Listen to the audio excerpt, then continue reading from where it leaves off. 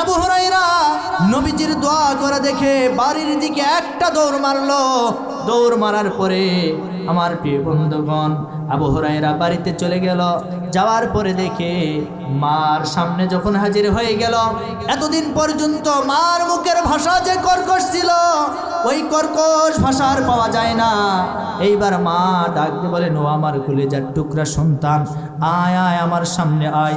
এই কথা বলার পরে আবু হুরায়রা তার মার চেহারার দিকে তাকায় দেখলো, এতদিন পর্যন্ত রাগের ভাব ছিল, আজকে কেমন জানি রাগের ভাবটা দূর হয়ে গেছে। এইবার আবু হুরায়রাকে ডাক দিয়ে বলেন, ও আবু হুরায়রা, আমি তোর উপরে অনেক জুলুম করেছি, নির্যাতন করেছি, আর তোকে মারতে চাই না। যেই মোহাম্মদ নবীর কাছে তুই কালেমার দাওয়াত নেওয়ার জন্য যাস, কালেমার তালিম নেওয়ার জন্য যাস, আমি মা হিসেবে তোকে বললাম ওই মোহাম্মদের কাছে গিয়ে আমাকে একটু কালেমা পড়ে মুসলমান বানায়া দে।